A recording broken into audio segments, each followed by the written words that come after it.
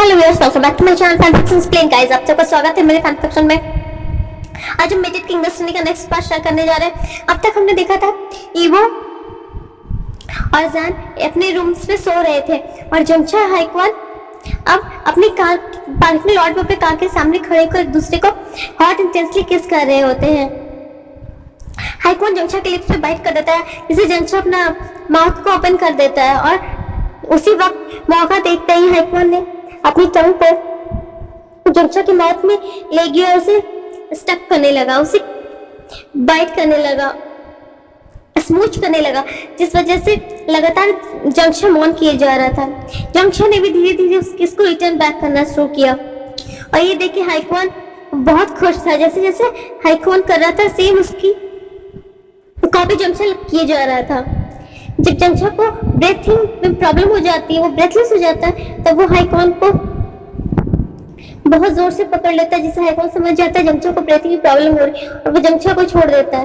उसके बाद जंगचा ब्लश करने लगता है और हाइक्वान के कोट के अंदर अपना चेहरा छिपा लेता है और बोलता है तुम बहुत मीन हो। तब कहता है हाइक्वान, ये हमारे रिलेशन के लिए अच्छी शुरुआत है, शायद सबके लिए बिजनेस हो, लेकिन हम इस रिलेशनशिप को शायद अपनी तरह से हैंडल कर सकते हो। तब जंगचा परेशान होकर हाइक्वान को और टाइटली हक कर लेता है और वो कहता है इसलिए। तो हाइक्वान उसे विश्वास दिलाते हुए कहता है हम एक दूसरे से प्यार कर पाएंगे। उसी वक्त हाइक्वान के बोलने से पहले जंगचा ये बात बोल देता है। तब हाइक्वान बोलता है हाँ बिल्कुल कर पाएंगे, तुम मुझे बहुत पसंद हो, इसलिए नहीं कि मेरी शादी तुमसे होने वाली थी, इसलिए जब से मैंने तुम्हें रोड साइड देखा था। ये सुनते ही जंगचा का मुंह खुला का खुला रह गया और उसे विश्वास नहीं हो रहा। तब जंगचा ने अपनी आंखें रोल करते हुए कहा, वैसे तुम कुछ खासा दिखने में बुरे नहीं हो। तब हाइक्वान उसका चेहरा अपने हाथों के बीच में पकड़ते हुए कहता है, इसका मतलब तुम कहना चाहते हो कि मैं हैंडसम हूँ। तब जंगचा कहता है कि नहीं, मैंने ये नहीं कहा है कि तुम हैंडसम हो। तब हाइक्वान कहता है तुमने अभी तो कहा कि मैं हैंडसम हूँ। तो जंगचा उसके शोल्डर पे लाइटली अपने हाथों से मारता है और कहता है तुम्हारा कुछ नहीं कर सकता मैं, चलो घर चलते हैं, रात के 3 बज रहे हैं, सुबह कुछ ही देर में हो जाएगी। तो हाइक्वान बोलता है ठीक है, हम वैसे भी जाना है, सुबह हो ही जाएगी जितनी दूर हम आ गए हैं। तो जंगचा बोलता है इतनी दूर आने को कहा किसने था तुम्हें तो लेकर मुझे इतनी दूर आ गई, इसमें मेरी कोई गलती नहीं है, सारी गलती तुम्हारी है। हाइक्वान मुस्कुराता है, जंगचा के लिए गाड़ी का दरवाजा खोल देता है। जंगचा कार की फ्रंट सीट पे बैठ जाता है और उसी वक्त जंगचा के फोन पे मैसेज आया हुआ होता है। जबकि जब जंगचा अपना फोन गाड़ी की ड्रॉप सीट से उठाकर देखता है तो उस पर ना जाने कितने फोन कॉल सब उसके मॉम डैड उसके सिस्टर ने किए हुए थे, काफी सारे वॉइस मैसेज आए हुए थे। इन देखकर जंगचा शॉक हो गया और वो बोलता है मेरे फोन पे पता नहीं इतने सारे कॉल्स क्यों आए हुए हैं। दूसरी तरफ जंग फैंग म्यान ने लैन चिरान को फोन कर दिया था और कहा था उनके नेफ्यू ने आकर उनके बेटी को अपने साथ ले गया। इतनी रात किसी भी ओमेगा को उसके घर से ले जाना ये बहुत ज्यादा एम्बैरेसिंग हो जाता अगर सोसाइटी को पता चल जाता। तभी लैन चिरान ने कहा था कि वो आता है तो हम उनसे उनकी एंगेजमेंट की बात करेंगे और उनकी एंगेजमेंट अगले 2 दिन ही में ही होगी। तब जंग फैंगमैन शॉक हो जाता है, कहते इतनी जल्दी। तब जंग फैंगमैन को लंच रन जवाब देते हुए कहते हैं इनकी ही पनिशमेंट है, उन्हें ये नहीं पता है कि उन्हें कब एक दूसरे के साथ निकलना चाहिए और कब नहीं। फ्रेंड्स, यहाँ तो जंगचा और हाइक्वान धीरे धीरे एक दूसरे को पसंद करने लगे, समझने लगे हैं। तो देखते ही उनकी अच्छा होगा ही बुरा। जब जंगचा को हाइक्वान से घर छोड़ता है तब उसके घर में सब लोग जागे हुए थे और सब जंगचा का हॉल में वेट कर रहे होते हैं बेसब्री से। जंगचा फोन देखने के बाद भी किसी को कॉल नहीं करता है। हाइक्वान कहता है हम घर जाकर सब कुछ बता देंगे। तो जंगचा कहता है हम क्या जाकर सबको बता देंगे। तो हाइक्वान कहता है यही कि हम लॉन्ग ड्राइव पे गए थे। जंगचा कहता है हाँ, इस बात से लगता है सब मान जाएंगे हम लॉन्ग ड्राइव पे ही गए थे। तब जंगचा कहता है एक चीज है जिससे कोई हमसे कोई भी सवाल नहीं पूछेगा। तो हाइक्वान उसी तरफ स्ट्रेंज लुक देते हुए कहता है क्या यही कि हम अपनी शादी को बिजनेस प्रपोजल के रूप में देख रहे थे और इस बिजनेस को सक्सेसफुल करने के लिए हमें बिजनेस तो करना पड़ेगा ना। सुन के हाइक्वान का चेहरा उतर गया। तब जंक्षा उसके हाथ को कस के पकड़ते हुए कहता है हम ऐसा कहने वाले हैं, है ना। तब हाईकॉन कहता है उसके बाद जंक्षा को हाईकॉन का उतरा हुआ चेहरा देखना पसंद नहीं आ रहा था, इसलिए उसने जल्दी से हाईकॉन के लिप्स पे किस की और वो तुरंत दूसरी तरफ देखने लगा, जिससे हाईकॉन हंसने लगा जंक्षा को देखकर और जंक्षा ब्लश करने लगा। हाईकॉन उसे ऐसे देखकर उसका सारा मूड ठीक हो गया, वो सारी परेशानी भूल गया। हाईकॉन जंक्षा को उसके घर छोड़ते वक्त तो पूछता क्या मुझे अंदर आना चाहिए, तब जंक्षा बोलता नहीं तुम घर जाओ, तुम थोड़ा रेस्ट कर लो, तुम्हें सुबह ऑफिस भी जाना है। अगर मेरे घर पे कुछ हुआ होगा तो ये श्योर है कि तुम्हारे अंकल ने भी जरूर कुछ ना कुछ हंगामा क्रिएट कर रखा होगा। तब हाईकॉन कहता है ठीक है। जंक्षा गाड़ी से उतरने ही वाला था, उसी वक्त जंक्षा का हाथ वापस खींच के हाईकॉन उसके लिप्स पे किस कर देता है। वो किस धीरे धीरे स्वीट से हॉट इंटेंस होती जा रही थी। उस किस की वजह से दोनों हॉट महसूस करने लग गए थे। इस वजह से जंक्षा खुद को हाईकॉन से दूर कहता है और कहता है तुम घर जाओ, तुम लेट हो रहे हो। और ये सारी चीजें हॉल की खिड़की से मेन फ्रंट डोर दिखता था, इसलिए हॉल की खिड़की के पास मैडम यू खड़ी थी और वो कार को देख रही थी। उन्हें ये समझ में आ गया कि अंदर कार में हो क्या रहा है। जब जंक्षा हॉल के अपने घर में आया और अपने हॉल में पूरी फैमिली को देखा तो उसे समझ में आ गया कुछ ना कुछ हुआ। जंक्षा की स्वेलिंग होठ देखकर मैडम यू को बहुत गुस्सा आ रहा था। वो आई और जंक्षा का हाथ बहुत टाइटली पकड़ लिया और कहा तुम बिना किसी को बताए इतनी रात के किसी अल्फा के साथ कैसे बाहर जा सकते हो? क्या तुम्हें पता नहीं है कि इतनी रात के किसी भी अल्फा के साथ बाहर जाना बहुत रूड होता है? सोसाइटी को अगर पता चलेगा सोसाइटी क्या कहेगी? तब जंक्षा बहुत ज्यादा स्ट्रेंड और कोल्ड वॉइस में कहता क्या कहेगी कि एक बस शादी का बिजनेस डील है, इस वजह से हम बाहर गए थे किसी बिजनेस डील को निपटाने के लिए, और क्या। तो मैडम ये बहुत ज्यादा इरिटेट हो जाती है और बोलती अच्छा तो तुम्हारे लिप्स स्वेलन क्यों है? तो जंक्षा कहता है अगर बात बिजनेस की है तो बिजनेस में अगर आपने रिलेशनशिप डाला, रिलेशनशिप में जो कुछ भी होता है वो तो होना ही है, इसमें इतना पूछने जैसा क्या है जैसे कि आपको पता ही नहीं मेरे होठ स्वेलन क्यों है और क्यों नहीं है। मैडम यू की बहुत गुस्सा होकर कहती है तुम इस तरीके से लैंड हाउस में जाओगे, तुम्हें मैनर्स नहीं है, तुम कुछ बोल नहीं सकते हो सही से किसी से, तुम क्या इस तरीके से वहां जाके हमारी फैमिली को जैन फैमिली को रिप्रेजेंट करोगे कि तुम्हें कुछ भी नहीं आता? जियांग फैंगमियान ने अपनी बेटी को कुछ भी नहीं सिखाया है। तब जंक्षा अपनी आंखें रोल करते हुए कहता है मॉम प्लीज, अगर आपका ये मेलो फैमिली बिजनेस ड्रामा हो गया हो तो मुझे नींद आ रही है, मैं जा रहा हूँ। तब जियांग फैंगमियान खड़े होते हैं और कोल्ड वॉइस में कहते हैं 2 दिन बाद तुम्हारी और हाईकॉन की एंगेजमेंट है। जंक्षा कहता है ठीक है, वैसे भी ये बिजनेस होने ही वाला था, 2 दिन पहले हो या 2 दिन बाद या 2 महीने बाद होना तो इसे है ही। ये कहकर जंक्षा अपने रूम में चला जाता है और डोर बंद कर देता है। उसकी दिल की धड़कनें बहुत तेज हो गई थी जब उसने सुना कि 2 दिन बाद उसकी और हाईकॉन की एंगेजमेंट है। वो खुश था, साथ ही साथ दूसरी तरफ उसे बुरा लग रहा था कि वो भी हाईकॉन को ढंग से जानता भी नहीं है और उसकी एंगेजमेंट होने वाली है।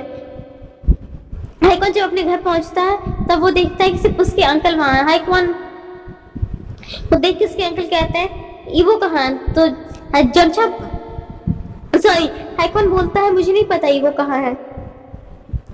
तो उसके अंकल स्ट्रेन वॉइस में कहते हैं तुम इस वक्त कहाँ थे? तो हाईकॉन बोलता है मैं इस वक्त जंक्षा के साथ था, हम लोग बिजनेस की वजह से बाहर गए थे। तो लैंड कहता है ऐसा कौन सा बिजनेस था जिसकी वजह से तुम बाहर गए थे? तो हाईकॉन ने बिल्कुल वैसा ही कहा जैसे जंक्षा ने उससे कहने को कहा था। उसने कहा जब रिलेशनशिप बिजनेस हो सकता है तो बिजनेस रिलेशनशिप क्यों नहीं हो सकता? ये बोलकर वो अपने अंकल के सामने बिल्कुल स्ट्रेंज और कोल्ड फेस के साथ बैठ गया।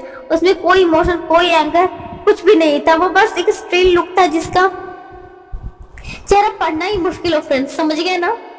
इसके चेहरे पे कुछ भी नहीं हो, ना दुख ना खुशी ना गम, कुछ भी नहीं। तब लैंचन खड़े होते और कहते 2 दिन बाद तुम लोगों की एंगेजमेंट है। इस बात को सुन के भी हाईकॉन के चेहरे पे कोई रिएक्शन नहीं था, इसलिए लैंचन कहते हैं दोनों भाई एक जैसे हैं। ये बोलकर वो वहां से चला जाता है। हाईकॉन वहीं बैठा रहता है। हाईकॉन की आंखों से कुछ बूंदे आंसू गिर जाती है और उसे पता भी नहीं चलता है। उसी वक्त अचानक से जंक्षा का वीडियो कॉल आ जाता है तो हाईकॉन उसे पिक करता है। हाईकॉन को ये पता ही नहीं था कि उसकी आंख से आंसू गिर रहे हैं। जब हाईकॉन बोलता है क्या सब ठीक था, तब जंक्षा परेशान हो जाता है, पैनिक हो जाता है और कहता है तुम रो क्यों रहे हो, क्या सब ठीक है? क्या मिस्टर ला ने कुछ कहा? भाई कौन को अंदाजा होता है उसकी आंख से पानी गिर रहा है, तो वो कहता नहीं कुछ नहीं, मुझे बस अभी अभी पता चला कि 2 दिन बाद हमारी एंगेजमेंट है। तब जंगछा का आवाज रोने जैसा हो जाता है और पूछता है क्या तुम एंगेजमेंट से खुश नहीं हो? भाई कौन बोलता है ऐसा नहीं है जंगछा। तो जंगछा उस बात को सुधारते हुए कहता है आचेंग वानियन आचेंग, हाईकॉन तुम मुझे आचेंग कहो। तब हाईकॉन मुस्कुराते हुए कहता है आचेंग ऐसा कुछ नहीं है, मैं बस अभी तो ढंग से जानता नहीं और इतनी जल्दी एंगेजमेंट ये बहुत ज्यादा जल्दी नहीं है। तब जंगछा बोलता है तुम कैसे बदल सकते हो? हाईकॉन अपना सर नहीं में हिलाता है। तब हाईकॉन कहता है वैसे भी शादी होनी ही थी, 3 महीने बाद हो या 2 दिन बाद एंगेजमेंट हो, होनी तो है ही। तब जंगछा हंसने लगता है कहता है बिल्कुल सही कहा, मैं अपनी फैमिली को यही बोलकर आ रहा हूँ। तब जंगछा ने कहा तुम्हारे लिप्स भी स्वेलन हो गए क्या? मिस्टर लैन ने नहीं पूछा तुम्हारे लिप्स स्वेलन क्यों है? तब हाईकॉन अपने ओठों को छूता है और देखता है सच में वो स्वेलन हो गई, उसपे कहीं कहीं बाइट मार्क्स थे जंगछा के। तब हाईकॉन बोलता है नहीं अंकल ने नहीं पूछा, तुमसे पूछा तुम्हारे होठ भी तो स्वेलन हो गए हैं। तब जंगछा कहता हाँ पूछा। तो हाईकॉन थोड़ा सा ब्लश करने लगता है और उससे कान लाल हो जाता है और बोलता तुमने क्या कहा? तो जंगछा टीज करते हुए बोलता तुम बताओ मुझे क्या बोलना चाहिए। उसी वक्त दोबारा से मीटिंग दूसरे रूम स्टडी रूम में लंच टाइम को एक कॉल आता है जहाँ मीटिंग की बात की जा रही थी। लंच टाइम अपने रूम से निकलते हैं और फ्रेश होने चले जाते हैं। सुबह के इस वक्त 6 बज रहे थे और घर का फैमिली ड्रामा चलते चलते सुबह के 6 बज गए। लोग रेस्ट कब करेंगे? इंसान है भी या नहीं फ्रेंड्स? छोड़ो सबको। पीछे से लंच आ रहे थे, उन्हें अपने रूम में जाके तैयार होना था नेक्स्ट मीटिंग के लिए जो क्लाइंट्स के साथ उनके ऑफिस में होने वाली थी, जिसका समय काफी समय से लंच वेट कर रहे थे, जिसकी मीटिंग की तैयारी वो पिछले 1 महीने से कर रहे थे।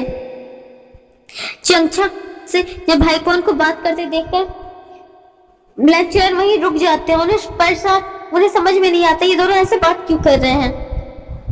हालांकि लेक्चरर को किसी की बातें सुनना पसंद नहीं था, पर ये बहुत ज्यादा सेंसिटिव मामला था इसलिए वो वहीं खड़े हो गए थे। और जब उन्होंने देखा कि हाईकॉन को आचिंग टीज कर रहा है, उन्हें बहुत गुस्सा आया कि ओमेगा में बिल्कुल शर्म नहीं है, शादी से पहले ही ये सब कर रहे हैं। तब हाईकॉन बोलता है अच्छा ये बात है, शुरू किसने किया था? तो आचिंग बोलता क्या मैं पहले नहीं रो रहा था, पहले तुम रो रहे थे। तब हाईकॉन के चेहरे पे फिर से उदासी आ जाती है और कहता ईवो घर पर नहीं है। तब आचिंग बोलता ठीक है मैं फोन रखता हूँ और ईवो को फोन करो और पता करो तुम्हारा भाई है कहाँ। तब हाईकॉन हंसते हुए कहता है हाँ सही कहा, मुझे इस वक्त से कॉल करके बोलना चाहिए कि मेरी एंगेजमेंट 2 दिन बाद है और मेरे एंगेजमेंट में रहना है, मीटिंग शेड्यूल कैंसिल कर दे। तब जंगछा हंसते हुए कहता है ओह माय गॉड, क्या उस दिन तो मीटिंग का शेड्यूल बनाकर रख लेगा? तो हाईकॉन कहता है तुम्हें पता नहीं है ईवो के बारे में, वो 24 घंटे ही काम ही करता रहता है। तब जंगछा कहता पता नहीं उसकी ओमेगा की क्या हालत होगी। अचानक से आचिंग को कुछ याद आता है और हाईकॉन के मुंह पे बोल देता मैंने सुना है लेंस बेड में बहुत बीस्ट होते हैं, क्या तुम लोग सच में बहुत बीस्ट होते हो बेड में? तब हाईकॉन से टीज करते हुए कहता है मुझे नहीं पता हम बेड में बीस्ट होते हैं या नहीं, पर लेंस एक ही बार प्यार करते हैं और एक ही बार शादी करते हैं। तब जंगछा कहता है ओह माय गॉड, इसका मतलब मैं कितने भी टैंट्रम्स थ्रो करूंगा तुम सिर्फ मुझसे प्यार करोगे और सिर्फ मैं ही तुम्हारा ओमेगा रहूंगा। तो हाईकॉन हंसते हुए कहता है हाँ क्यों, मुझे दूसरे ओमेगा की तलाश करनी चाहिए। तो जंगछा कहता है हाईकॉन सोचना भी मतलब मैं जान ले लूंगा। तब हाईकॉन हंसने लगता है। दूसरी तरफ सुबह जब जैन की नींद खुलती है तो अपने आप को ईवो के आर्म्स में बिल्कुल नेकेड पाता है। उसकी वेस्ट पे जो टॉवेल बंधा हुआ था वो भी उनकी रात में सोने की वजह से खुलकर इधर उधर हो गई थी। इस वक्त जैन बिल्कुल नेकेड था। जैन को बहुत शर्म आने लगती है और वो ईवो की ग्रिप से बाहर आने की कोशिश करता है।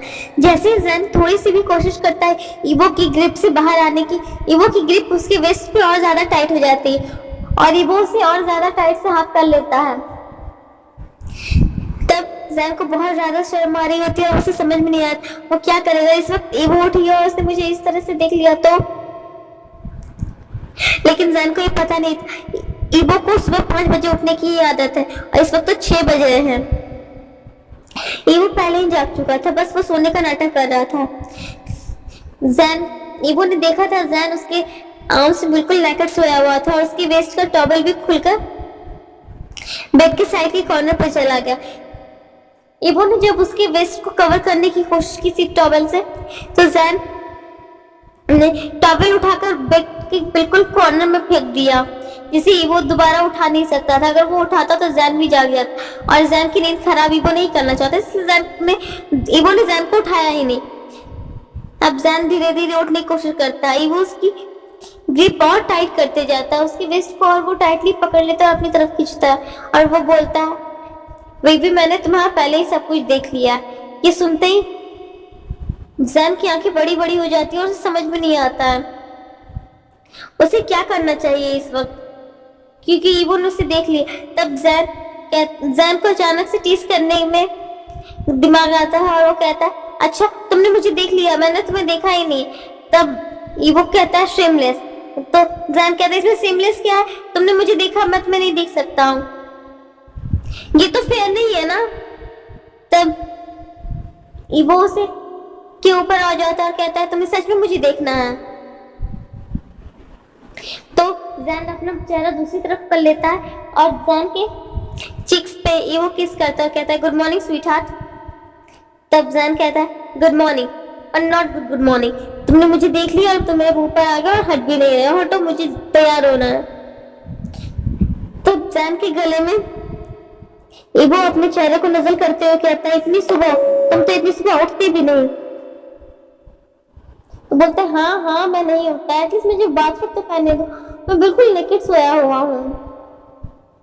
तब जैन को ईवो कहता है, तुम यहीं रुको, मैं तुम्हारे लिए वॉशरूम से बाथरूम लेकर आता हूँ। तो ईवो उसके ऊपर से हटता है और उसे की बॉडी को बिल्कुल नेकेड बॉडी को ब्लैंकेट से कवर कर देता है और जाके वॉशरूम से बाथरूम ले आता है और बाथरूम जैन को देता है और खुद वॉशरूम वापस फ्रेश होने चला जाता है। ये देखकर जैन बहुत शॉक था कि ईवो ने उसकी बॉडी पे एक नजर डाला भी नहीं। उसने पूरी चीजें गौर की थी कि ईवो ने उसे एक बार देखा भी नहीं। तब जैन सोचता है, क्या मैं इतना ज्यादा अगली दिखता हूँ कि उसने मुझे एक बार देखा भी नहीं, या ईवो इसलिए नहीं देख रहा है क्योंकि मैंने कुछ पहना नहीं है। और हाँ, मैं क्या सोच रहा हूँ, मैं चाहता हूँ कि वो मुझे नेकेड देखे, मैं भी ना इतना बड़ा बेवकूफ हूँ। उसी वक्त जंक्षा का मैसेज जैन को मिलता है, जैन का फोन बजता है और जंक्षा का मैसेज आया हुआ होता है। ईवो वॉशरूम से निकलता है और जैन का चेहरा बिल्कुल शॉक एक्सप्रेशन के साथ था। तब ईवो कहता है, क्या हुआ जैन, तुम फोन को इतना अच्छा से क्यों देख रहे हो, क्या वो मुझसे ज्यादा हैंडसम है? तब जैन ईवो की तरफ देखते हुए कहता है, एंगेजमेंट 2 दिन बाद है। तब ईवो कहता है, एंगेजमेंट, तुम्हारी एंगेजमेंट? तो वो बोलता है, नहीं बेवकूफ, तुम्हारे ब्रदर की एंगेजमेंट 2 दिन बाद है। ये सुनकर ईवो के हाथ से तौलिया गिर जाता है, कहता है, क्या इतनी जल्दी क्या हुआ, तुम्हें ये बात कैसे पता? तो उसने बोला, जंक्शन ने मैसेज किया कि उसकी एंगेजमेंट 2 दिन बाद है। अगर उसकी एंगेजमेंट 2 दिन बाद है तो जरूर तुम्हारे भाई से ना एंगेजमेंट हो रही है, इसे पूछने जैसा क्या? तब तुरंत ईवो अपना फोन उठाता है और हाईकॉन को कॉल कर देता है। हाईकॉन को कॉल करता है, हाईकॉन तुरंत उसका कॉल उठाता है, कहता है, ईवो तुम कहाँ हो? तो ईवो कहता है, ब्रदर क्या आपकी एंगेजमेंट 2 दिन बाद है? तब हाईकॉन बहुत शांत आवाज में कहता है, हाँ मेरी एंगेजमेंट 2 दिन बाद ही है ईवो। तब ईवो कहता है, ऐसा क्या हो गया ब्रदर कि आपकी एंगेजमेंट 2 दिन बाद ही है? तब ईवो का जवाब देते हुए हाईकॉन कहते हैं, मैं और जंक्शन कल रात लॉन्ग ड्राइव पे गए थे और हम लोग अभी सुबह के 6 बजे, लगभग 6 बजे वापस आए हैं। क्या आप लोग लॉन्ग ड्राइव पे गए थे? ब्रदर सब ठीक है ना? ईवो कंसर्न आवाज में पूछता और कहता है, क्या जंक्शन ने शादी से मना कर दिया है? तब हाईकॉन मुस्कुराते हुए कहते, नहीं, जंक्शन को मैं पसंद हुआ, वो शादी के लिए तैयार है, इसलिए मुझे कोई प्रॉब्लम नहीं है। नहीं, हमें कोई प्रॉब्लम नहीं अगर एंगेजमेंट 2 दिन बाद भी होती है, शादी होनी ही थी। अब 2 महीने बाद होती है एंगेजमेंट या 2 दिन पहले हो रही है, क्या फर्क पड़ता है? फर्क इस बात से पड़ता है कि अब मैं और आचिंग खुश हैं। तब ईवो नोटिस करता है कि वो जंक्शन ने आचिंग कह रहे हैं, तो ईवो स्माइल करता है हल्का सा, कहता है ओके ब्रदर। ईवो को स्माइल करता हुआ देखकर जैन कहता है कुछ अच्छा हुआ है ना, कि ब्रदर और आचिंग में सब कुछ ठीक हो गया है, कि आचिंग खुद शादी के लिए तैयार है। तो ईवो कहता है तुम्हें कैसे पता? जैन कहता है ऑफकोर्स मुझे पता हो, क्योंकि आइडिया मैंने ही आचिंग को दिया था। तब जैन उसके ऊपर वहीं से जंप कर देता है बिल्कुल एक भूखे शेर की तरह, और उसे किस करने लगता है डीपली, इंटेंसली, पैशनेट किस होती है जो धीरे धीरे हॉट होती जा रही थी। सैम अपने हाथ से मीवो के पूरे बॉडी को टच कर रहा होता है, जो बिल्कुल वॉशरूम से आने के बाद जैन की पूरे बॉडी को ईवो टच कर रहा था और ईवो की पूरी बॉडी को जैन। वो दोनों हॉट हो चुके थे। इससे पहले आगे कुछ हो, जैन के दरवाजे पर नॉक होता है।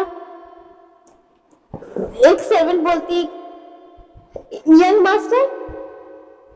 मास्टर ग्रैंडमा आपको बुला रही है, उन्हें आपसे कोई जरूरी बात करनी है।